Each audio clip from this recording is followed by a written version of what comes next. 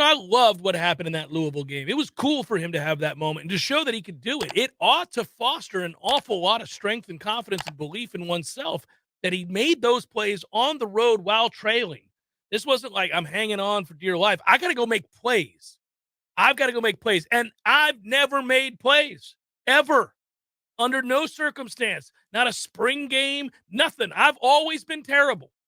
And then I get out there on the road, we're trailing, we're reeling, and and the first throw I make is a pick, and it's of the worst order. It's one of the worst picks I've ever thrown, and I've thrown some doozies if I'm Tate Rodemaker. I've thrown some picks that'll make you wonder, how's that even possible? Eighth graders don't make that pick. And then after all of that, I come back and not only make plays, I thrive, and I'm one of the reasons we win the game. That's an awesome story. It's an awesome moment. Every bit of that, as harsh as it was, is true. He'd never made plays. He'd been screamed down countless times when he got opportunities. Now, we saw him make plays in practice, but never in a game of any significance. So there we were. And then he did it. And I would think that would lead to a ton of confidence. Almost to the point where when we watch him, you'd go, man, that kid's good. He's going to be good when he gets his chance. But we don't do that, Tom. We don't do that. We go, I don't know. I don't know if he's going to be good when he gets his chance. Because when he got into games after Louisville, he wasn't great.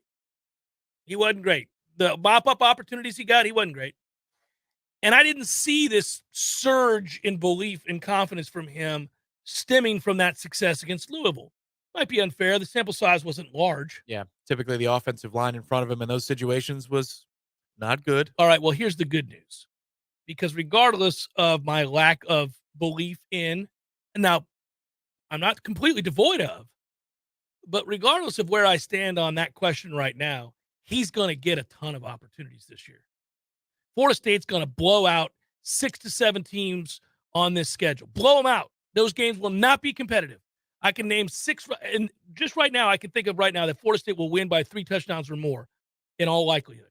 So that means he's going to get chances. And by the way, when he gets those chances, if the second-team offensive line is in, it's a good offensive line. If the second-team, third-team running back is in, it's a good second-team, third-team running back. It's like a good player.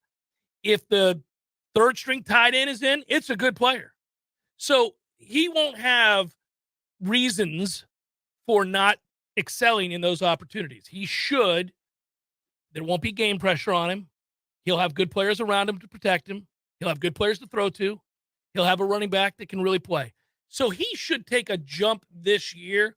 So whatever hasn't necessarily transpired on the heels of the Louisville game, it should this year. We'll know by season's end because we will have seen enough to know whether or not that guy is somebody you can feel good about when we head off to Ireland. Well, and I think also it's important to see that he's pushed for the second job. Nobody is restricting A.J. Duffy from competing for the backup quarterback job. Mm-hmm. But we would all agree at this point that there still is a gap between 2 and 3. Like Duffy will have to be a hell of a lot more consistent in order to push for the primary backup role of Jordan Travis. But if that happens, it's again another good insurance policy and another incentive for Tate to be pushed forward. Not besmirching Tate's work ethic. I'm just saying it's the nature of the beast. Right now, I don't think he's feeling a whole lot of heat for his current job, the one he has at this moment. Well, again, Duffy was better yesterday. He had a good day. So maybe we see more of that from him. Right. 2-3 weeks from now, let's say that Duffy is more good than bad over that period of time. That can only serve to benefit the battle for the second job. And it creates those moments in practice that you wouldn't otherwise have, which is, oh my God, here's my chance 11 on 11. Jordan's sitting today. AJ's been on fire the last week. I better make the most of this. Yeah. And he should have the confidence because he's he done should. it in a game on the road while we trailed in the second half. I mean, those are big plays. I mean, dude, that opportunity could come as soon as this Saturday in the scrimmage. I think that might be the place where Coach Norvell is going to pull Jordan back. He said he was going to do it at the outset of camp, but I was thinking about where's the natural landing spot for Jordan not to get the reps. I think it might be more in the scrimmage than it is in a standard practice. Well, and I would suggest that they'll treat that. I think Keith Jones said it on Front Row Noles right before we came on, and I agree with him. I was nodding.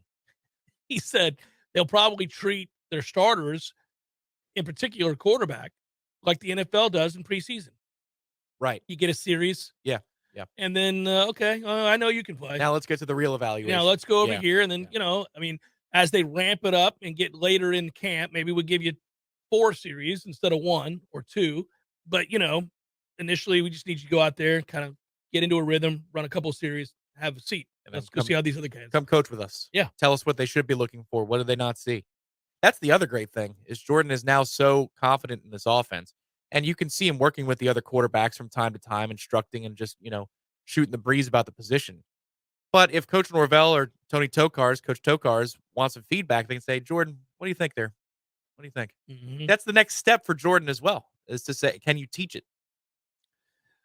He probably could by now. He's got a real good command of that offense. And the other thing I'd say, even though Tate's been here for 82 years, lest we forget that last year, nobody knew about Jordan until everybody knew about Jordan in terms of the growth the steps that were made. Not even in practice. He had flashes in practice, and we talked about those. Yeah. But the consistency that he showed in the LSU game, nobody saw that coming. No, it was awesome. It altered everything about what they could be walking out of that stadium. All the practice access in the world that we had, nobody saw that. Because you can't replicate a game. Right.